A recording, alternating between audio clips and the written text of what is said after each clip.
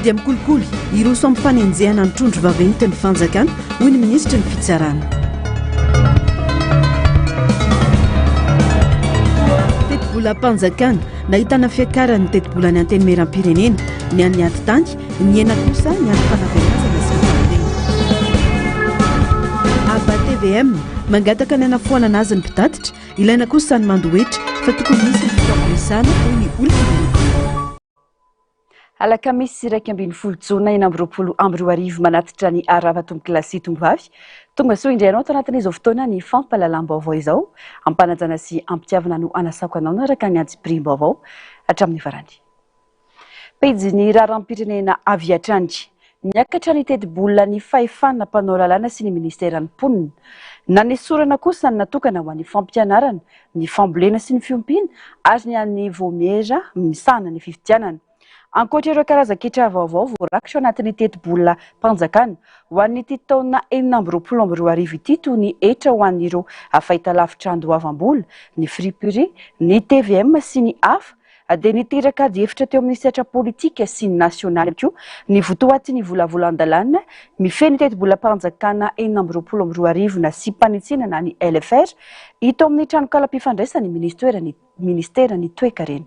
Fanadidina nataon'ny Germain Omejanary ary niakatra 7.7 miliara ariary izany raha ny voarakitra ny teti-bola mpanjakana ho an'ny titona ity. Anisan'azy fampiakarana teti-bola ihany koa ny ministeran'ny mponina sy ny firaisan-kina 2.4 miliara ariary, ny tombo 7.4 miliara ariary. Niakatra ihany koa ny anjaran'ny ministeran'ny ady-tany sy ny fitinjaram-pahefana ary ny ministeran'ny angovo sy ny akoranafo. Etsy ankilany kosa raha 2.5 miliara ariary ny an'ny fanabeazam-pirenena tamin'ny taondasa dia nienina ho 2.3 sy ny fiompiana. 5.710 miliara ariary lasa 2.7 miliara ariary ankehitriny. Niena ihany koa ny vola natokana ho an'ny voamera-pirenena malio tena misana ny fifitianana na ny seni. Mampametra-panontaniana ny maro ny lara-pahamehana napetraky ny fitonana amin'izao fanitsina ny teti-bola izao. Eo ampandiniana sy ampamakina ny boky mirakitra io teti-bola mpanjakana io ireo solombavam-bahoaka amin'izao ka tsy maintsy hojerena ny tena lara-pahamehana ho an'ny vahoaka hoy ny fanazavana. Fantatsika tsara fa nisy tolona natao teto amin'ny firenena ary na ny maronisany ny anteny meram-pirenena ary dia ataontsika hoe mirona any amin'izany fanavaozana zany ka le fanavaozana zany tsy fitsinjovana ny tombontsin'olombitsy intsony takany teo aloha fa amin'izao fotoana izao dia manaraka ny atao hoe toromarika ny filoham-pirenena ny filoham-panjakana ny amin'ny hoe ny tombontsoany maro ny jerena satria hitantsika tsara fa nisy fahasiaranana teto Antananarivo izay nentombohan'ny tolona ny resaka jiro, ny resaka rano zany zao mamaky ny olona dia mirona ny amin'izay tombontsoany daholobe zany ny tokony lalakevitra na ataontsika hoe fironana ao anatin'ilay fijerena ny LFR ka amiko manokana zany dia mirona koa any amin'ny hoe aiza ny tombontsoany maro anisa ao anatin'ity LFR ity. Raha mbola miady amin'ny tsy fahampiny fotodrafitrasa sy ny kalitao ny fampianarana ny sekoly ary mitolona amin'ny olana ra-pamokarana sy ny fiovavan'ny toetrandro ny tantsaha dia mametraka fanontaniana lehibe ny safidy natao tamin'ity fandrafetana sy fandaminana ny teti-bola ity. Ny fanabeazana sy ny fambolena manko no isan'ireo andriankina ny hoavin'ny firenena sy ny ankamaroany ny fiainan'ny vahoaka malagasy. Vola miditra ho an'ny kitapo-bola mpanjakana ny etra fa tsy vola mivoaka ka andrasana arak'izany ny fantsina sy ny mety ho fanovana ataon'ireo solombavam-bahoaka eo anivon'ny anteny meram-pirenena momba ity teti-bola mpanjakana ity. Misy fandraisany amin'izay vaovao izay mbola samy miandry ny vaovao ofisialy momba ny fampiarana na tsy ny aba ho an'ireo fitaovam-pitaterana mandeha motera na taxe sur les véhicules motorisés ny vahoaka malagasy amin'izao fotoana izao. Ny sampandrarany etra ny laza fa azo alavaina ny fepitona andoavana ny TVM. Ny filohan'ny anteny meram-pirenena kosa nanoratra tao amin'ny pejiny izay nilaza fa hiady amin'ny anafoanana io tatoketra vaovao io ny eny Tsimbazaza. Nolanena teny Tsimbazaza ny volana Novambra 2024 ny lalàna mifehy ny teti-bola mpanjakana ka mampametra-panontaniana ireo mpanara-baovao hoe ataiza ireo député 390 amzato nandritra ny fandiniana ny teti-bola mpanjakana ary nahoana no amin'izao fotoana izao avao mahita ka milaza ny tsy fihetezany zany valim-panontaniana tateriny Germain Menjanary sy Taiziniana. Anisan'ny antony namerenana anatin'ny teti-bolam-panjakana ny aba ho an'ny fitaovam-pitaterana mandeha motera ny ho fikajina tontolo iainana hoy ny sampandrarany etra raha nitondra fanazavana mikasika ny TVM tao amin'ny fahitalavim-pirenena omaly. Nambarany koa fa azo everina ny antarana ny fimpitoana andoavana io karazan-ketra nataony ho an'ireo kodiaran-droa sy ny fiarakodia, sambo sy ny maro hafa io.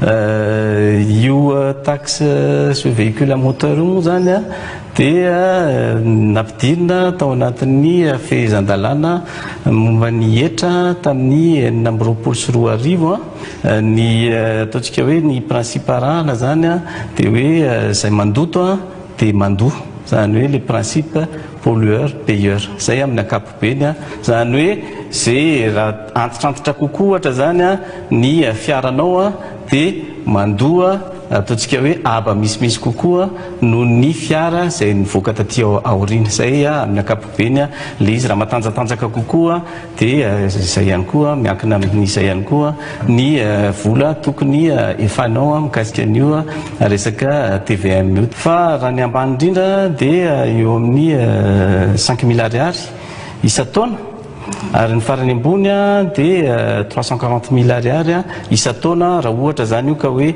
fiara sady matanjaka be no efa manana taona mandrosondroso ihany le fiara.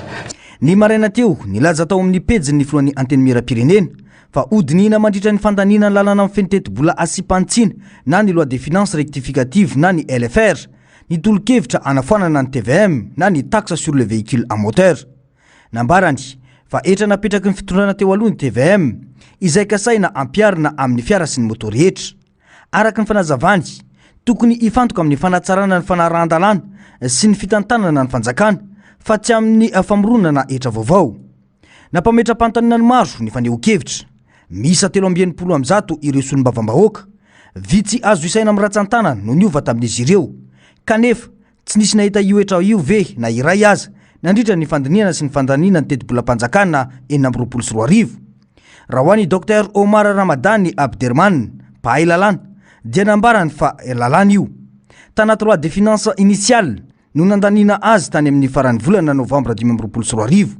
Ireo mpahay lalàna voafidim-bahoaka isolotena azy amin'ny raharam-panjakana no nandany ny volavolan-dalàna momba ny teti-bolam-panjakana laharana 2024 tsipika 2024 ka ny pejy 470 570 no milaza mazava tsara ny momba izany. Efa miantry io lalàna io amin'izao raha ny fanazavana ka tokony talohan'ny nandaniana azy no nipetraka ny adihevitra ny fanekena azy na tsy. Ny tsy fanatanterana izany satria lalàna dia miteraka sazy ho ihany ity mpahay lalàna tao amin'ny pejiny. Aza ilika ny andraikitra hoy kosa ny mpandinika fiainam-pirenena Serge Zafimahova fa tompon'antoka ireo solombavam-bahoaka. Le député zany firy namaky any boky be amena azy iny firy androany vao mody taitra daholo ireo député ireo zany tsika vahoaka aty zany aloha normal ko tsika nga député fa le olana zany hoe eo zany le hoe tsy mandray andraikitra dikan'izay hoe tena tsisy namaky zany izy menakavy ary mino fa vitsy ny député nahitan'io ka le izy zany olana daholo zany mila député tena izy ary mandray andraikitra zany rapitso. Tsy fotoana fampiarana izany lalàna izany sy ny fanitarana fitakim-bola amin'ny vahoaka izao vanim-potoana izao hoy ny député ny boriboritany faheniny isan'ireo député vaovao vitsy anisa eny Tsimbazaza. Fa raha ny momba ny ay manokana masolombavam-bahoaka eny boriboritany fahenina dia tsaratsara kokoa no miady hevitra na manajanona n'le izy aloha satria ao anatin'ny fahasarana ny vahoaka, manahirana ny vahoaka ny fanafody, manahirana ny vahoaka ny vidim-piainana amin'ny ankapobeny, ny momba ny fambolena, zany rehetrarehetra zany dia ao anatin'ny ady hevitra avokoa. Raha lanin'ny akabetsahan'ny député ny hoe fanafanana l'izy dia arabasoa arabatsara satria zay ny feon'ny vahoaka, zay ny etahitan'ny vahoaka satria mbola ao anatin'ny fahasarana antsika. Andrasana arak'izany ny toyny. Mijany eo amin'izay vaovao izay ihany noho ny fanehoan-kevitra sy ny fangatany be sy ny maro dia azo heverina ny fanalavana ny fimpitoana fandoavana ny etra amin'ny fiara na ny TVM hatramin'ny farantaona 2024 ho ny talehan'ny lalàna Araketra ho fiarovana ny tontolo iaina no nampidirany hoetra io satria izay mandoto dia mila mandoa hoy ny nambarany. Mangataka ny anafonana ity nefa ankilany ny vovona ny firaisan-kina ny mpitatitra. Narcisy Karazafy sy mbola avatsara no mitatitra ny vaovao. Tsy mifanaraka amin'ny zava-misy iaina ny mpitatitra amin'izao fotoana ny fitakiana vola fanampindray amin'ireo rehetra manana fiara ho ny firaisan-kina ny mpitatitra efa miaina anaty faty antoka ireo mpitatitra ary anamafy izany ny mbola fampiara ny fanjakana ny TVM. Mandeha moa le resaka amin'izao hoe hiaran'le etra ho an'ny véhicule misy motera rehetra dia ho anay eto amin'ny fianakavian'ny mpanao fitaterana moa zany raha ny fanananay izay hiaran'izany resaka izany dia ilay efa antitrantitra daholo. Izany hoe misy ny vola alohanay zany rehefa mandohan'izy io zay dia any amin'ilay hoe 340 000 ariary. Izany vola zany rehefa miatra aminay dia mantsapy izahay hoe vesatra vaovao miatra amin'ny compte d'exploitation indray zany. Ny compte d'exploitation anay moa zany hitanareo amin'ny fafanao ihany izay compte d'exploitation novokariny Godatu dia mampiseho avy hatrany ny mihiba ny fandrarana amin'izao fotoana amin'ny frais njato ohatra fotsiny ho an'ny urbaine fa na ho any amin'ny zone urbaine na ny régional na ny national aza dia tsy dia mifanalavitra amin'io ny résultat. Mangataka ny tsy ampiarana sy ny anafoanana ny aba alaina amin'ny fitaovam-pitanterana misy motera araka izany ireo firaisan-kina mpitatitra hivondrona ny fianakavian'ny mpitatitra eto Antananarivo renivohitra izay hivondrona ny ireo fiara fitateram-bahoaka, ireo fiara be, ireo mpitondra entana sy ireo taxi sy ireo misehatra rehetra amin'ny fitanterana. Dia ny hevitra eto amin'ny firaisan-kina ny mpitatitra zany dia mangataka amin'ny fanajana ny tompony andraikitra mahefa amin'izay manao an'io zavatra io hoe ajanony aloha aza atao miatra aloha io zavatra io fa aloha mba hijanona ao anatin'izao vanim-potoana sarotra hiaina ny mpanao fitaterana izao. Manjary mantsy matsapy izay hoe tsy amin'ny fotoana n'ilay izy, mbola tsy amin'ny fotoanany satria raha ohatra izay ka tsy maintsy asaina mampakatra frais dia izay koa tsy tiako rotana. Teny tsotra fotsiny izay hoe mba miangavy re aloha ajanona aloha ilay TVM ny fampiarana azy, ajanona mihitsy dia foanana mihitsy ary ny tena marina. Ilaina ny fandoavana hetra saingy tokony natao tao anatin'ny fifampidiniana ary indrindra tokony ny aloavana fanentanana izany avao napetraka ny feim-potoana farany ahafahana mandoa azy hoy ny olom-pirenena. Mila jerena ihany koa ny sarany izay midangana ka tsy mifanaraka amin'ny fahefa-mividiny malagasy. Tena tampoka aloha ilay izy izy ny hetra zany tokony ho aloha foana fa ny fanentanana no tokony atao satria raha fahalalako an'izy ohatrany any amin'ny tapaky ny juillet dia efa isy sazy tokony fanentanana zany aloha no natao betsaka fa ny hetra aloha normal raha tokony aloha zany amin'ny lafiny iray koa nefa lafo loatra ihany kosa ilay izy satria matony ny olona manatao bilina trana iny zany tsy mahavidy vaovao izy. Au contraire zany tokony le tena manam-bola mahavidy vaovao tokony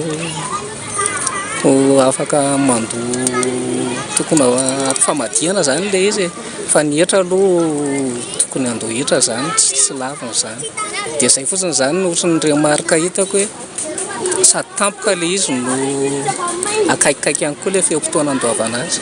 Fantatra tao aorian'ny fandarana manokana nataon'ny taleny lalàna Araketra Omaly Ariva atao amin'ny fahitalavim-pirenena fa mety hembotra ny amin'ny farany taona 2024 ny fandoavana ny aba TVM ary nambarany fa ho fikajiana ny tontolo iainana no antony fitakiana ity karaza-ketra ity. Lafumbavao hafa kosa indray tafiditra amin'ny dingana fanarenana ny lalam-pirenena fahatelo ambin'ny folo ny fanombohana tamin'ny fomba ofisialy ny fanamboarana nampandalana mamakivaky ny tapitanànan'ny Betroka androany. Tanantoerana ny santatra ny fanamboarana izany ary nanome toromarika samihafa ny filohan'ny fanavaozana sy ireo delegaciona notariny. Ankoatra io, efa eo pikarakarana vahaolana ny fitondram-panjakana amin'ny famanana olana famatsindrano any atsimo amin'ny alalan'ny tetika SAPAEP avatsy ny banky iraisam-pirenena vola raha ny fanazavana. natomboka tamin'ny fomba ofisialy androany ny fanamboarana ny lalam-pirenena fatelombinifolo mamakivaky ny tapitanàna ny betroka izay tena mampijaly mpifamezivezy noho ny fahasimbany kanefa tsy nokitiana ny taonany maro mirefy 1 kilometatra izany manomboka eo amin'ny radio PK 118 hatreo amin'ny tetezana mangoky PK 124 miara-miasa amin'izany ny fitondram-panjakana sy ny orinasa QMM ary Nicolas izay niandraikitra ny fanatanterana ny asa ny tanàna ny betroka tany potoya tsy maintsy manao miezaka izay azoko atao aminy io efa amboarina 1 kilometatra anatin'ny tanànany betroka ho lasa goudron vitsy tanàna mitovy amin'izany eto Madagasikara 1 kilometatra zany mety fa mahavita arabe agnatinatiny amintsika ato aby zany mety fa ho goudronné aby vola avy amin'ny QMM io 80 kilometatra efa nitenen'ny ministra teo ny mandeha any Hosy ny point noir rehetra zay mampijaly atsika aby io fangalarany dahalo atsika rehefa mandeha amin'ny taxi brosy io hamboary goudron aby io mba tsy hanahira atsika ankoatra io nanome tokony mpitondra fanjakana ankehitriny fa asy-panamboarana ny ampahany amin'ny lalam-pirenena fatelombinifolo mampitoy any Hosy amin'ny Ambovombe mbola eo am-pitadiavana ny lalam-bolana tanterahany zany izy ireo amin'izao fotoana izao na izany aza nefa hojerena manokana ireo lalana tena mampijaly ny vahoaka na teboka mainty mirefy eo amin'ny 80 kilometatra eo raha ny toromarika nomeny filohan'ny fanavaozana tsy maintsy ataonay ny avitany io erany 13 io na maray zay na afaka ray vola na afaka ray tao roa tao tsy maintsy ataonay hamboarana anio mitady vola zahay amin'izao anaovana ny erany 13 io ankoatra ireo miantso ny mpona tao an-toerana ny filohan'ny fanavaozana hanao ho zava-dehibe ny fankalazana ny fety ny fahaleovantena ho mariky ny fitiavan-tanindrazana ka aseho amin'ny alalan'ny fietsika sy ny fitafy izany fetim-pirenena voalohany zay hatrehinay taorian'ny tolona nataotsika niaraka tamin'ny septambra ka tamin'ny oktobra dia zao manentana atsika mba hankalazan'io amin'ny fo amin'ny fitiavan-tanindrazana soa akanjo gasy manao akanjo gasy tsika amin'ny 26 juin io avelagny eky costara io apetraka amin'ny fo ny tanana rehefa mandeha hira-pirenena ho an'izay tsy manao tenue tenue miaramila tsy manao an'izay fa manao jeriatrika manao salut fa itsika rehetra mametraka tana amin'ny fo tsapao ny fo rehefa mandeha hira-pirenena dia mba eritrereto tsy karaha nahazo ny razy atsika talohany adin'io fahaleovantena io zay mampirihary atsika amin'izao aby io dia ho tianao io hira-pirenena io taoriny tao amin'ny komina betroka ny azo avitrany ny kominy Soanala ny filohan'ny fanavaozana sy ny delegasiona tariny tafitra anatin'ny fitetezam-paritra ataony ny fitokanana ireo fototra fitrasany an-toerana sy ny fanokafana ny fanamboaran-dalana ary ny fanolorana todrano nambarany mantsy fa ankoatra ny faratsin-dalana anisan'ireo nampijaly ny mponina any an-toerana ny fahazoana rano fisotro madio ka eo ampamahan'izany ny fitondram-panjakana amin'ny alalan'ny tetika SAPAEP vatsy ny banky iraisam-pirenena vola fanotanterahina androany ny atrikasa rahan'ireo sehatra maro samihafa mikendry ny anamafisana ny ady amin'ny kolikoly eto Madagasikara itsika karakarain'ny komity mpitarika na ny kopilina misahana ny fampiarana ny pakiady pirenena iadina amin'ny kolikoly na ny SNLCC 10/22 miaraka amin'ny fanohana ny Organisation Internationale de la Francophonie na ny OIF sy ny fandraisana anjara ny FIFPAMA izao vao tena anomboka ny ady amin'ny kolikoly sika hoy ny ministry ny fitsarana androany Germaine Omenjanahary taiziny fanohizana ny ady amin'ny kolikoly mifototra amin'ny fanenjena ireo trondro vaventy ireo manana zotsy azo enjena ary ny fametrahana ny rafim-panjakana tsisy kolikoly noviana apetraka sy atrehana ho an'ny taona 2024 ka hatramin'ny taona 2024 hoy ny ministry ny fitsarana fanambogoavana ho an'ny fitondrana fanavaozana ny famongorana tanteraka ny trangana kolikoly eto amintsika izay isan'ny mamotika ny firenena andritany taona maro ka hatramin'ny androany hoy ny fanamafisana na izahay reto isehatra rehetrarehetra anatin'ny stratégie nationale de lutte contre la corruption na ianareo na ny vahoaka malagasy dia samy resy lahatra fa tsy ny kolikoly madinika no manimba ary ireny dia ataontsika hoe conséquence na ateraky ny fisian'ny kolikoly avy any ambony ny mpitondra sy ny olona izay manakatao sy manam-pahefana sy ny ataontsika hoe tsy rehefa sy mandidy teto amin'ny firenena nanao kolikoly ary manodikodina ny volam-bahoaka indrindrandrindra na manao fanaparam-pahefana mba nampahantra ny firenena na nanodinana ny fahefana izay nananany na indrindrandrindra ny kolikoly manko resaka ekonomika nanodinana ny fiananam-pirenena na namarotana ny rem-pirenena hatramin'izay reny tsisy nanentsika izao tsika vao manomboka manentsika an'izany ary ao anatin'ny stratégie daholo izay hoe hatrany amboniny anaovana démantèlement na ny fandravana an'izany kolikoly avolenta izany zay le hoe gros poisson dia izay zany le stratégie hoe hatrany amboniny anaovana ny fandravana ny adiny kolikoly dia amin'izay ny atao hoe l'exemple vient d'en haut avy any amboniny ohatra dia ny aty ambany mieritritra leo ajany sady ny vokatra izay fiadivana amin'ny kolikoly avy any ambony izay miteraka ny fitsinjarany arena avy aty ambany satria rehefa tsy misy manodikodina ny volam-panjakana dia afaka manamboatra lalana isika rehefa tsy voadikodina ny volam-panjakana afaka manamboatra ny sekoly sy ny table banc ary miay ny fampianarana isika rehefa tsy voadikodina ny volam-panjakana dia tena voaloara-dalàna ny tokony aloha rehetrarehetra na reny etra takina reny rehefa tsy voadikodina ny volam-panjakana dia ny etra izay takina amin'ny vahoaka dia ampiasaina amin'ny fanodinana ny fiainam-pirenena sy ny fiainam-bahoaka. Tafiditra ao anatin'ny dingan'ny fampidiniana araka ireo lohahevitra sy sehatra efa natomboka ao anatin'ny fanatanterana ny fanavaozana fototra ny fanjakana na ny refondation de l'État izay mikendry ametraka paikady mahomby sy maharitra iadiny amin'ny kolikoly ary ampiroboroboana ny fitantanana mangarahara sy tompon'andraikitra ho iatrany ny fanazavana. Vaovao ny sosialy nankatoavana ny drafim-piasana 420 720 anatsarana ny rariny sy ny rafim-pitsarana ho an'ny ankizy izay mikendry ny fiarovana sy fampiroboroboana ny zony ankizy eto Madagasikara. Raha ny zava-nisy, nisy fivoarana tato anatin'ny taona vitsy ny momba ny fitsarana ny ankizy eto Madagasikara. Ny 577 nisan'ireo ankizy voatazona am-ponja tamin'ny taona 520 raha tany amin'ny 720 izy ireo ny taona 320. Navaozina nanaraka izany ihany koa ary natolotra ny boky mirakitra ireo fifanarahana sy didy amandalana momba ny zony ankizy izay natao hanamorana ny fampiarana mahomby ireo fepetra-radalana miaro ny zaza tsy ampy-taona. Tanjona ny anangana rafitra fitsarana mifanaraka kokoa amin'ny filany ankizy anamafy ny fiarovana azy ireo ary ampiroborobo ireo vahaolana hafa ankoatra ny fanagadrana raha mbola azo atao. Teboka valo lehibe no iompana ity drafim-piasana ity. Eo ny fametrahana rafim-pitsarana mifanaraka amin'ny filana sy ny tombontsoany ankizy, ny fanatsarana ny fahombiazan'ny fomba fiasa raha-pitsarana, ny fampiroboroboana rafim-panagadrana manaja azy olombelona ary ny fanamafisana ny fahaiza-manao n'ireo andrim-panjakana voakasika. Tafiditra ao anatiny ihany koa ny fanamafisana ny fanentanana ny vahoaka, ny fanitarana ny fahazoana vaovao ara-dalàna ary ny fanaraha-maso ny fanatanterahana ireo fanoloran-teny iraisam-pirenena noraisiny Madagasikara. Niainga tamin'ny fikarohana 3 samihafa ny fanadihadiana natao tamin'ireo malagasy miasa sy monina any ivelany. Ny ainga izay natao tamin'ireo mpikambana ao amin'ny diaspora, ny ako, ny fantoka tamin'ireo fikambanana miasa ho an'ny Madagasikara ary ny taratra natao teto an-toerana mba handrefesana ny fomba fijery ny mponina ny diaspora.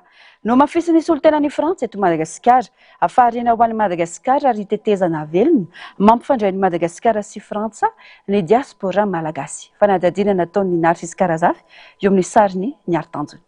Tomba nanao 7 sy 7 sy 4 eo nisan'ireo malagasy monina sy miasa any ivelany.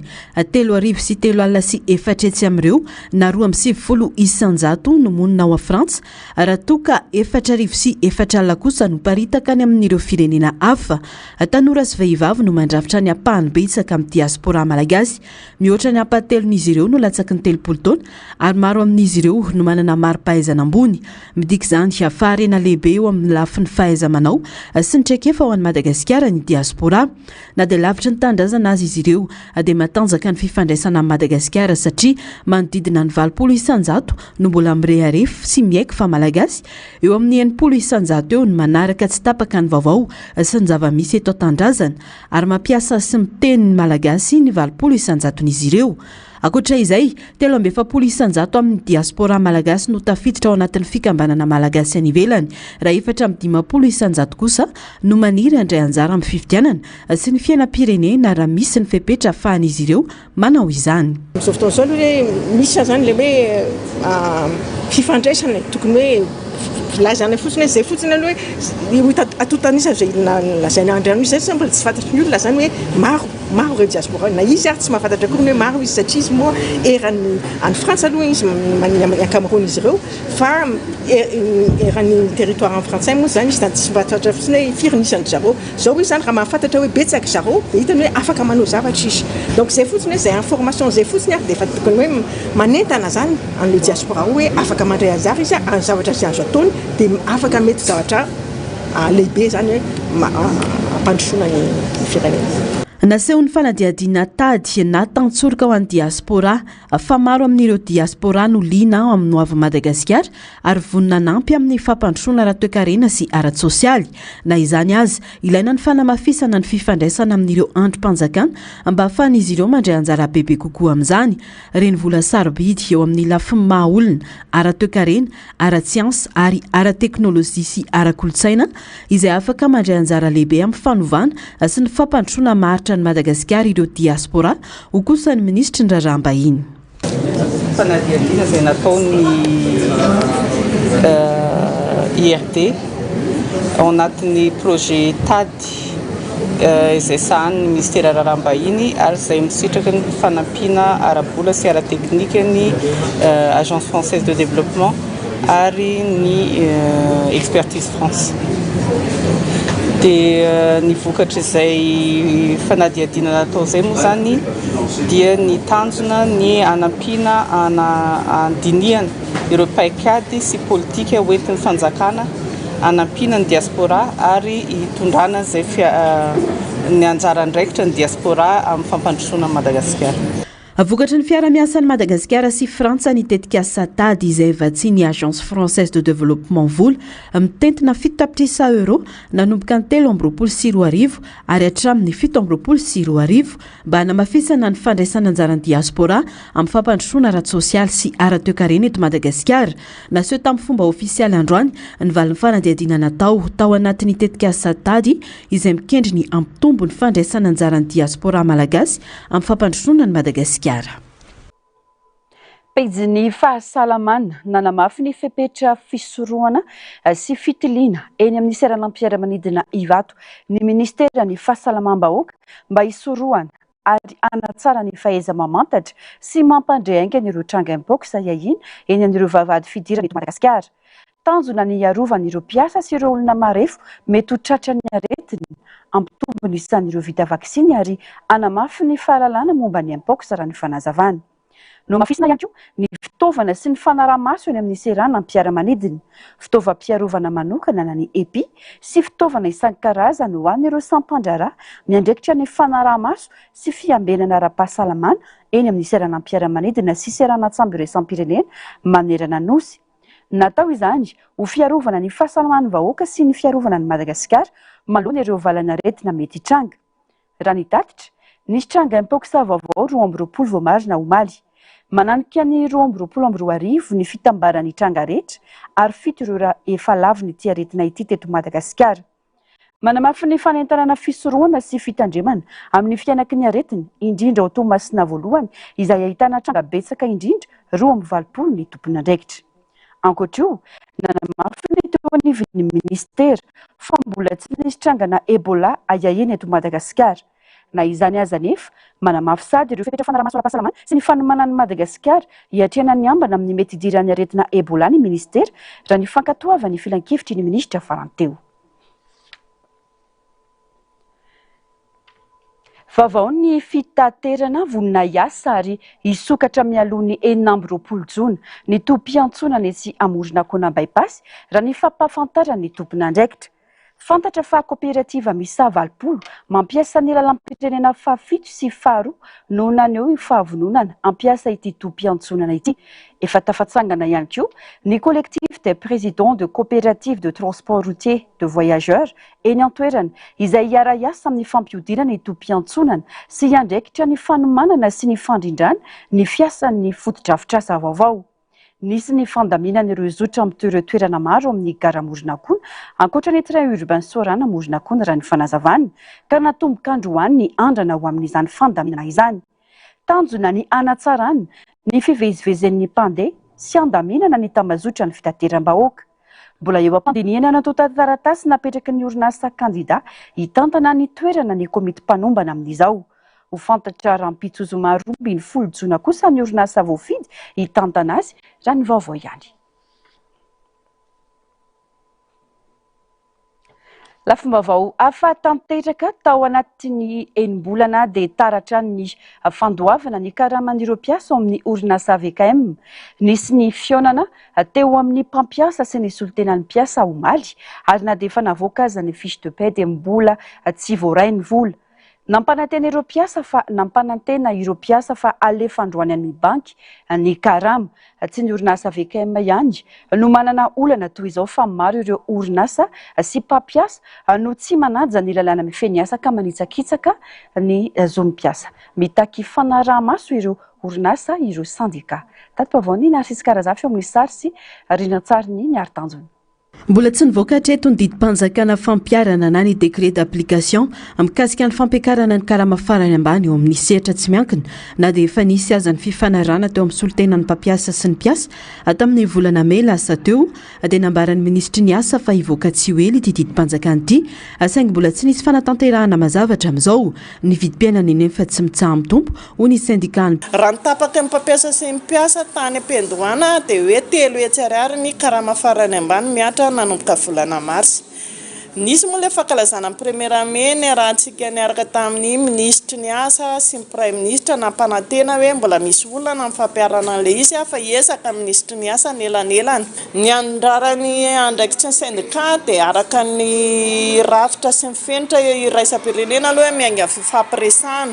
Miezaka foana ny syndicat fisemamy zany manentana ny solotenam-piasa any amin'ny sehatra orinasa izay misy mpikambanana ireny hoe mandeha fifampiresahana fa raha indray mihitsy mpampiasa manao be marenina ary raha indray ara tena misy mpampiasa miteny mahitsy amin'ny orinasa sasatsasany ireny ohatrany hoe misy olona hitokisany ao amin'ny fitondrana dia tsy miraraha mahitsy izy ny fampiarana ny lalàna mifeny asa. Araka ny fenitra iraisam-pirenena tokony hirona amin'ny fifampidiniana ny mpampiasa sy ny mpiasa ho famahana ny olana eo anivon'ny toeram-piasana iray saingy mbola misy ireo orinasa manao be marenina sy tsy manaja ny lalàna mifeny asa ka manano sarotra ny fiarovana ny zon'ny mpiasa isan'izany ohatra ny orinasa WKM izay taratra ny fanefana ny karaman'ireo mpiasa atao anatin'ny enim-bolana. Tena hatramin'izao mbola tsy misy vola mihitsy ny ankizy iray tsy manam-bola, ny ekolazy, ny fatrano, ny mpianatra zao tena nala examen raha ohatra ny anazy ny zanako nandeha ny angaviana tany am-pianaran-tany alolohany examen fa omenay ny ekolazy rehefa mba mahazo vola zay. Zavatra tena mahazo anay eo amin'ny WKM tena efa mafy tena mafy ny zavatra mahazo anay eo. Ny orinasa tsy fantatra tsony hoe ikatona sa tsy ikatona izay aveziveziny amin'ny foana ao anatin'ny teo zao zay 7 andro tsy ny asa aveziveziny amin'ny maraina dia mody ny hariva tsy misy frais tsy misy sakafo.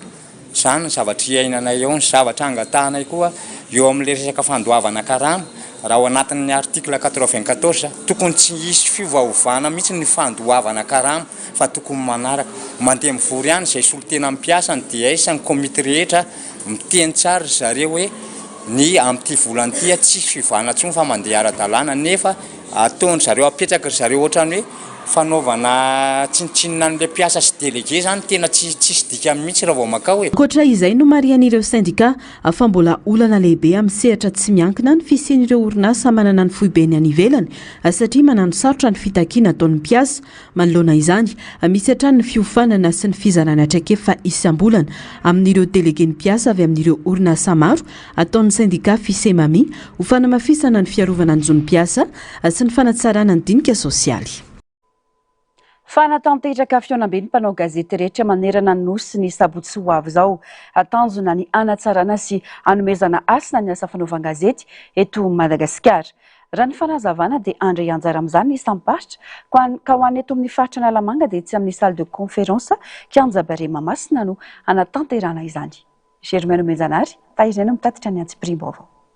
Anomboka amin'ny rora tolakandro ny fivoriana ho fionambe ny mpanao gazety ny sabotsy izao. Ireo rehetra manana karatra famantarana maha-mpanao gazety ihany no afaka handray anjara amin'ny adi-hevitra hoy ny teo anivony CTOGM. Raha ny mpanao gazety no dinihana mandritra izany toy ny lalàna mifeny firotsahana ho fidina ho filohan'ny lavitra izay isan'ny teraka resabe tamin'ny fifidianana farany izay natao teo. Satria raha nandinikintsika ny araniaina ihany koa fa nisy teraka resabe ny tontolon'ny olavitra sy ny asa fanaovan-gazety tany amin'ny efa taona lasa tany noho ny zava-misy naraka ny lalàna io na ny tontolo amin'ny ankapobeny. Noho izany dia nanapa-kevitra zany izay atao amin'ny CTOGM fa hiditra amin'izay fivoriam-be izay ahafahantsika aloha miresaka sy mampafantatra antsika ny zavatra misy. Ny bilan ho an'ny CTOGM tao anatin'izay 7 volana izay dia ho resahanao fa indrindra ny momba ny fifidianana. Satria araka ny arrêté didim-pitondrana izay nivoaka tamin'ny 7 volana april lasa teo dia mikarakara fifidianana sy maminao ny fampandehanan-draharaha amin'ny ankapobeny ny andraikitry ny CTOGM. Rehefa natao anefa ny fijerena ny zavatra rehetrarehetra dia misy ny sakana lehibe izay tsy maintsy hoarana amin'ny fanatanterahana n'izay fifidianana izay dia ilay lalàna. Ny lalàna zany amin'izao fotoana izao dia mametraka fa mila olona 940 efatra isaky ny faritra ny lisitra anankiray farafahakeliny zany izay vao afaka milatsaka. Le 940 mbola miampy ny président nasionaly sy ny kabinetrany zany. Eo zany zao ny sakana izay tsy ahafahana tena hoe miroso ao anatin'ilay fifidianana dia izay no akanany hevitry ny mpanao gazety rehetrarehetra. Anisan'ny teraka resabe ihany koa ny resaka karatra mahamatianina tamin'ny farany teo izay no nahatonga ny mpanao gazety maro anisan'ny safidy tsiditra ao anatin'ilay olavitra akoatran'izay ny safidy hiditra tao anatin'ny olavitra. Io zany tena zava-dehibe io hevitra an'izay ihany koa isika ao anatin'io fivoriam-be izay ho tanterahana amin'ny sabotsy io. Ankoatra ny fifidianana ny filohan'ny olavitry ny mpanao gazety dia hodinina mandritra io fehim-potoana io ihany koa ny momba ny karatra mahamatianina hoy ny fanamafisana. Isan'ny teraka olana ihany koa mantsy izany ka ilaina ny hevitry ny mpanao gazety rehetra mba ahafahana manome asina ny asa fanaovan-gazety eto Madagasikara. Ny anafifokely ny izay efa voalazan'ny collecte moa zany mahakasika amin'ilay fandraisana anjara ny any amin'ny faritra. Efa misy ny lamina napetraka ho amin'ny fandraisana anjara anjareo avy any amin'ny faritra dia arak'izay no hitondrana azy ary misy ihany koa ny lien ana Zoom izay ho alefa ho an'izay tsy eto an-toerana tsy eto Madagasikara zany na ihany koa te hanaraka n'le eto Antananarivo dia ho alefa mialoha zay mialohan'le 13 juin. Nanamarika ny teo anivony CTOGM fa samy hiatrika eo fionambe io ny faritra rehetra ho an'ireo izay mpanao gazety eto an-toerana fa mamitahiraka na manao asa ivelany dia afaka mifanatona amin'ireo mpanao gazety ao an-toerana midinika ny momba ireo lohahevitra ireo. Ny faritra Anosiany no ahemitra ny fivoriana noho ny fitsidiana ataony filohan'ny fanavaozana any an-toerana. Sehatra ifanakalozana ho fampiroboroboana ny fiara-miasa eo amin'ireo matianina eo amin'ny sehatry ny fizantany sy ny asa tanana ny tsenabe iraisam-pirenena momba ny fizantany na ny ITM andian'ny 12 sy ny tsenabe iraisam-pirenena momba ny asa tanana na ny IHM andian'ny 13. Nanokatra izany tamin'ny fomba ofisialy androany ny mpanolo-tsaina avy ny Repoblika ny Fanavaozana ny Jeneraly Rabeary Manana Lucien sy ny ministry ny fizantany sy ny asa tanana. Tena toerana nangona ny vaovao, Germaine Menjanary sy Tahiriniana. Etsika lehibe mampivondrona ireo mpisehatra amin'ny fizantany sy ny asa tanana avy eto an-toerana sy avy any ivelany, ny ITM sy ny IHM. Manome sehatra ho an'ny fampirantiana vokatra sy tolotra isan-karazany ary ny fampiroboroboana ny fiaraha-miasa eo amin'ireo matianina amin'ireo sehatra roa ireo. Laharam-pameana ho an'ny fitondrana ny fampiroboroboana ny sehatry ny fizantany sy ny asa tanana hoy ny ministra tompon'andraikitra izay nanamarika fa manan-karena arena voajanahary sy ara-kolontsaina i Madagasikara. Ny fanomezana lanja sy ny fampiroboroboana izany arena izany no ahafahana mamadika oloaranom-bola sy loharano-karena maharitra ka hiantraika mivantana amin'ny fiainan'ny malagasy. Raha tena niainy tsara ianareo dia tsy tehiteny vazaha mihitsy mahavelom-bolo ny antotanisa izay ananantsika na dia eo aza ny zavatra maro samihafa géopolitika izay tsy voatery tsara ho an'ny fizahantany dia mahavelom-bolo be dia be koa ny ezaka ataon'ny ministera efa fantatsika ataon'ny mpisehatra rehetra izay aloha tamin'iny efa bolana voalohany iny fa inona rehefa be dia be ny tonga amin'izao fotoana izao misy ny ezaka atao fanatonana ny croisière samihafa tena hoe izay ezaka rehetra azontsika atao ekarana ambonin'ilay 3 alina sy 3 hesy dia ho ataontsika any amin'ny farany taontsika mifankahita hoe naomby sa tsy naomby ny paikady mitondrantsika ny fizahantany sy asa tanana teto Madagasikara. Ankoatra ny fampirantiana sy ny fanakalozana ara-barotra, anisany anome lanja manokana ity andiany ity ny fanatanterana ny assise du tourisme responsable et durable setra ifampizarana vina sy paikady ho an'ny fizahantany tompon'andraikitra sy maharitra. Amin'ny alalan'izany no anamafisan'ny Madagasikara ny ezaka fampafantarana ho an'ny arena ny ara-kolontsaina sy ara-boajanahary sady anamafisana ny toerany ho isan'ireo toerana manintona mpizahatany eo amin'ny sehatra iraisam-pirenena ho hiatrany ny fanazavana. Vavahoafa kosa indray amin'ny kianja manana bozaka sy foto-drafitrasa sentetika ny kianja Bare et Mahamasina dia mitaky fikojakojana amin'ireo fitaovana sy vokatra natokana ho amin'izany ny toerana. Tsy azo vevezina raka izany fampiasana azy maimaim-poana ho ny talepitantana ity toerana ity.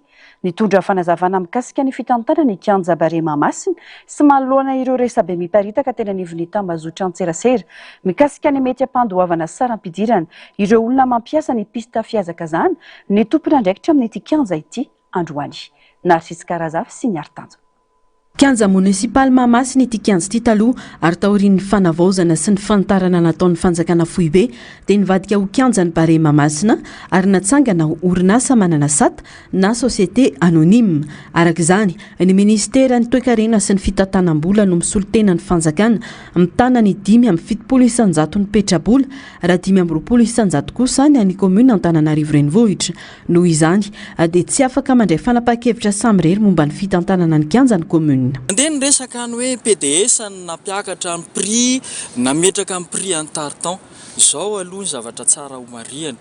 Ity tartan ity dia tsy vita eto an-toerana ity fa tsy maintsy avy any Chine farafaratsiny no expert sy ny produit rehetrarehetra ametrahana an'ity eto.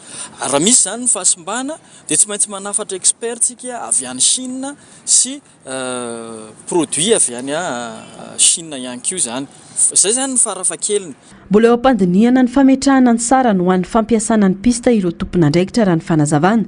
Tombana sy tolo-kevitra anatiny ihany hatreto ireo tarehimarika 2,000 ariary sy 5,000 ariary ny paritaka teny amin'ny tambazotra an-tserasera. Tsy maintsy dinihan'ny filakevim-pitantanana sy ankatoaviny izany mialohan'ny fampiarana azy mety hiova hiaina na hitombo arakaraka ny fanapahan-kevitra raisina ny sara ny farany.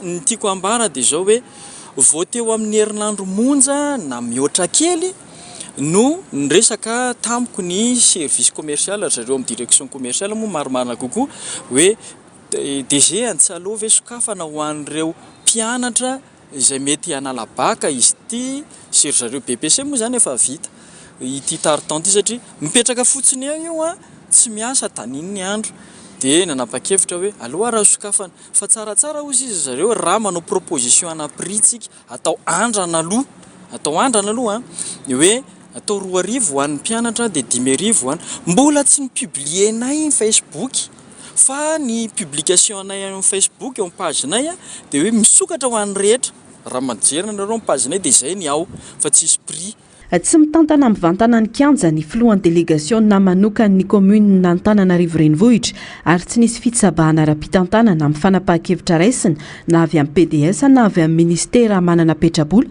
afa ao anatin'ny fivorian'ny filakevim-pitantanana irery no amaritana no avin'ny fampiasana sy ny sara ny fidirana ao amin'ny kianja ny Bare Mahamasina. Manao an'ireny vaovao ireny aloha tena tsy fantatro hoe olona nao recoupement dia iza. Fa ny zavatra fantatro dia izao hoe ny PDS Antananarivo ange tsy mitantana ny tia mivantana ny PDS ny Tananarivo mitantana ny kianja amin'ny alalan'ny conseil d'administration anankiroa izay apetraka sy ny tendreny. Zany hoe ny tale général zany dia miaraka amin'ny conseil d'administration dia malalaka amin'ny fitantanany, tsy misy idiran'ny PDS mihitsy zany. Niza zany teo maire na iza hatramin'ny tsanganany ity tsy misy ingérence ny dika teny amin'ny teny frantsay na hoe fijabahana fitantanandrara eto fa malalaka ny commercial ny directeur commercial sy ireo membre ny commercial ao mamina vina dia izay ny proposena aty amin'ny tale général ary io ilay idina hevitra eo anivon'ny conseil d'administration. Nahady vonjomaika araka izany ny fahafahany be sy ny maro mampiasa ny pista ao amin'ny kianjany bare satria ankilany mbola mifantoka amin'ny fanomanana ny fankalazana ny fetim-pirenena 4 Jiona ny CTNO ary andaniny ivory ny filakevim-pitantanana nambarany tale mpitatana nefa fa izy fepitaona iray volana nokafana maimaim-pona ny kianja mialohan'ny ampiarana ny sarany ofisialy mbola eo am-pandiniana ny mety iverenan'ny mpianatra sy ny atleta hisitraka manokana ity fotodrafitra sy ity ihany koa izy ireo. Pejiny fanatanjahantena kosa indray iaina fientanentanana amin'ny fiadina ny amboara eran-tany indray izao tontolo izao manomboka androany hatramin'ny 17 Jolay 2024. Ny kianjany Azteca no andray ny lalao voalohany rehefa avy eo amin'ny 10 alina ho reto Madagasikara hifanandrina ny Meksika sy Afrika Atsimo. Tanterahina amina toerana 3 samihafa ny lanonam-panokafa ny mondial 2024 dia any Mexico City, Toronto ary New York. Efa voatondry ihany koa ny raha ofisialy daiday izay iran'ny Shakira sy Burna Boy. Raha ny fantatra moa lalao 470 no nahazoan'ny fahitalavim-pirenena malagasy alalana amin'ny famitana mivantana amin'ity mondial 2024 ity. Fanampanazavana. Anokatra ny lalao fiadinan'ny amboara eran-tany na ny mondial 2024 andiany 17 ny lalao ifandranan'ny Meksika sy Afrique du Sud amin'ny 10 alina ora eto Madagasikara ao amin'ny kianjany Estadio Azteca ao Mexico City. Ho tanterahina mialoha ny lalao amin'ny 8 sasany alina ny lanonam-panokafana ao Mexico. Firenena 3 no andray ny mondial amin'ity taona ity. Ankoatran'ny Meksika, andray lalao ihany koa i Canada. Ho tanterahina rampitozomany lanonam-panokafana ny mondial 2024 ao Toronto, Canada amin'ny 8 sasany alina ora eto Madagasikara. Ka ny lalao ifandranan'ny Canada sy Bosnie no isantatra izany. Ny sabotsy kosa no anaovana ny lanonam-panokafana ao New York, États-Unis amin'ny 3 ora maraina ora eto Madagasikara. Ka ifandona voalohany aorian'izay États-Unis sy Paraguay, Canada. Anakoako mandritra ireo fotoana ireo ny hira ofisialy ny mondial 2024 daiday hiran'ny Shakira sy Burna Boy. Aritra 7 andro ny faninanany izany hoe hiafara ny 17 ny volana Jolay. Ahitana lalao 400 andraisana ekipa 27 avy amin'ny kontinanta eninanjara. Itsinjara ekipa maromaro izy ireo ka ao Europa ny toerana 12, 7 avy ho an'ny Afrika sy Azia, 9 avy kosa ho an'ny Amerika Avaratra sy Afovoany ary Amerika Atsimo, ray ho an'ny Oseania. Raha ny fantatra, tobanana eo anelanelany 400 ka hatranany amin'ny 900 miliara dolara Amerikana ny tetibidin'ny fanomanana sy ny fampiantranona ity mondial 2024 ity. 5 ka hatramin'ny 4 tapitrisa kosa ireo mpijery mivantana andrasana amin'ireo fotoana ireo, ankoatran'ireo manaraka izany amin'ny mpitandavitra sy amin'ny fahitalavitra. Ampiavaka ny lalao amin'ny tiandiany ity ny fampiasana baolina manaraka ny teknôlôjia avolenta. Tsy baolina tsotra intsony no miasa fa efa manana fitaovana manokana afaka manampy amin'ny mpitsara sy ny vara mandritra ny lalao ho tanterahina. Misy capteur électrique madinika izay miasa mandritra ny lalao ka io fitaovana io no mandefa vaovao mivantana any amin'ny rafitra vara. Ho voara-maso avokoa arak'izany ny vezivezen'ny baolina eny an-kianja, ny fotoana sy ny toerana tena nikasihan'ny mpilalao azy ary ny fanampiana amin'ny famantarana toe-javatra mampiady hevitra hafa. Tsy voasambany no nampiasa io karazana baolina manantsaina io satria efa nisy tamin'ny mondial teo aloha sy ny fananana iraisam-pirenena sasany, saingy no avozina kosa izany tamin'ity anamafisana ny mangarahara. Raitra dia raitra ihany koa ny kianja andray ny lalao raha tsy teny afa-tsy ny ao New York sy Atlanta, États-Unis. Natao laharam-pahamehana ny confort ho an'ireo mpijery anarivony tapitrisa dolara ny tetibidiny izy ireo. Maresaka avy any ivelany mikasa anamafy ny fepetra idirana ho mpikambana eo anivon'ny fondrona Européenne. Ireo firenena 5 toa ny Allemagne, France, Pays-Bas, Belzika ary Luxembourg. Araka ny atolo-kevitra izy ireo dia mety oferana ny resaka avy eto ho an'ireo mpikambana vaovao ary ampiarina aingana kokoa ny sazy raha misy fanitsakitsana ny demokrasia sy ny fanjakana tandalana. Ny lesona azo tamin'ny Victor Orban, Premier Ministre hongroa teo aloha, izay nampiasa matetika ny veto no nanakanana ny fampiary ireo fanapa-kevitra noraisina atao anivon'ny vondrona Eropeana noho ny tsiriny ity hevitra ity fanampanazavana. Miantsona namafisana ny fepetra idirana ao amin'ny vondrona Eropeana i Allemagne, France, Pays-Bas, Belgique ary Luxembourg. Ho fisorohana melony mety ho fanitsakitsahana ny fanjakana tandalana, tsy ireo soatoavana demokratika mety ataon'ireo firenena hiditra eo mpikambana vaovao sy ho fandraisana lesona tamin'ny nataon'ny Prime Ministre hongroa teo aloha Victor Orban no tanjona amin'izao fepetra izao. Nampiasa matetika ny veto nananany manko ny Prime Ministre hongroa nanoeran'ireo fanapahan-kevitra ny vondrona Zoroy. Araka ny tolo-kevitra iraisan'ireo firenena 5 dia tokony homena fahefana sy fitaovana fanampiny ny vondrona Eropeana. Azo mandray fepetra aingana kokoa rehefa misy firenena mpikambana mitsakitsaka ny zo fototra sy ny foto-kevitra demokratika iorinan'ny vondrona. Tsosikevitra ny fanamafisana ny fifanarahana fidiran'ireo mpikambana vaovao amin'ny alalan'ny fepetra fiarovana manokana. Raha misy fanitsakitsahana ny lalàna dia ho mora kokoa ny fampiarana ny sazy toy ny fampetona ny famatsim-bola avy amin'ny vondrona na ny fanafanana vonjomaika ny zo hifidy. Ankoatr'izay, voalaza ao amin'ilay tolo-kevitra koa fa tokony oferana mandritra ny fotoana tsy voafaritra ny zo hampiasa veto ho an'ireo mpikambana vaovao. Izany dia hisorohana ny fanakanana tampoka ireo fanapahan-kevitra hiverina ho lahara-pamehana, indrindra eo amin'ny sehatra ny politika ivelany izay mitaka ny firaisan-kevitra ireo firenena rehetra mpikambana. Tsy tokony hampiana ny fahafahan'ny vondrona Eropeana mandray fanapahan-kevitra sy mihetsika am-pahombiazana ny fanitarana anisan'ny mpikambana ho aminy, ho ny diplomaty iray. Itsankilan'izany, andalana ny fanoratana ny fifanarahana idiran'ny Montenegro mpikambana i Bruxelles, voalohany amin'ireo firenena miandry hiditra ao amin'ny vondrona Eropeana i Montenegro. Natao hifanaraka amin'ny fandaharam-potoanan'ireo fampidiniana mbola mitohy ihany koa ny antota taratasy ahatonga ny fifanarahana fidiran'ny Montenegro ho modely arahan'ireo firenena hafa mikasa hiditra ao amin'ny vondrona Eropeana toa ny Ukraine, Moldavie, Albanie, Macédoine avaratra ary Serbie. Amadranana ny fampalalam-baovao toy ny mahazatra ny tranga hafakely, ny Diable Cornu sy ny cratère de Bataguei ireo indray no entinantsika androany araoary. Androngo kely rakotra tsilo madinika manerana ny vatany ny Diable Cornu. Antsoina amin'ny anarana sientifika hoe Mollocoridus.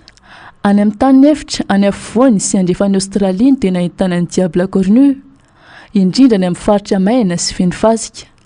Izany hoe any amin'ny toetrandro mafana ary zara raha misy rano. Mirefy eo amin'ny 15 hatramin'ny 20 cm eo ary manodidina ny 30 ka hatramin'ny 70 grama ny lanjan'ny Diable Cornu. Rakotra tsilo madinika ny vatany manontolo ary volontany na mavo ny lokony, indraindray mitovy amin'ny lokon'ny fasika. Izany dia manampy azy hifangaro amin'ny manodidina azy sady miaro azy amin'ny piremby. Rehefa tandinin-doza ny Diable Cornu dia afaka mipotsina amin'ny alalan'ny fitrohana rivotra mba hampitahotra hiarovany tena. Mahay manangona rano amin'ny hodiny sy ny tsilony ity biby ity. Avy eo mitondra izany makany amin'ny vavany amin'ny alalan'ny fantsona madinika eo anelanelan'ny kirany, indrindra avy amin'ny orana na ny ando. Vitsika ny sakafony ary afaka mihinana azy ireo anarivony isan'andro izy. Manatody ny Diable Cornu ary afaka miaina eo anelanelan'ny 9 ka hatramin'ny 20 taona. Cratère de Bataguei no antsoina ity toerana ity ary nomena rambositra koa hoe la porte des enfers. Any Sibérie avaratra atsinanana any Ana no ahitana azy. Araka ny fanaraha-masina ataony manam-pahaizana dia hita fa miamitombo ity lavaka ity satria mitsonika ny persélisol sibérien noho ny fitombon'ny hafanan'ny tany. Tamin'ny taona 2024, 4,57 hektara ny velarana misy azy ary 700 metatra ny halavany. Izay nitombo 200 metatra raha oharina ny tamin'ny taona 2024. Tsikaritra fa mitombo eo amin'ny 12 metatra isan-taona eo izany ity cratère de Bataguei ity ary ny tena mampanahy dia izy mamoaka carbone organique 4,000 hatramin'ny 5,000 tonnes makany amin'ny atmosfera. Hatramin'ny foronan'ny cratère de Bataguei tany amin'ny taona 1700 tany ho any teo amin'ny 4,35 tapitrisa metatra toratelo teo ny fitomboany ary carbone organique 507,9 tonnes teo no navoakany. tapitra ny fampalalamba tomboky lasy tongovavy mankasitraka fenanao nanaraka izany hatramin'ny farany teraka mametraka ny veloma mandrapitafa rampitso amin'ny ora mahazatra veloma tompoko